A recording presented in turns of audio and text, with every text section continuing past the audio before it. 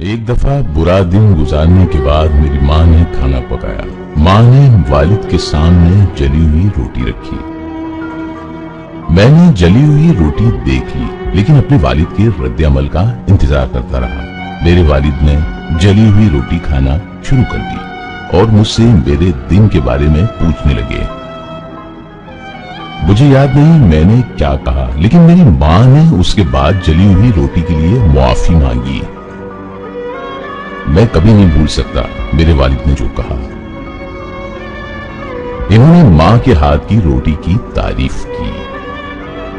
میں نے والد سے پوچھا، کیا انہیں واقعی روٹی پسند آئی؟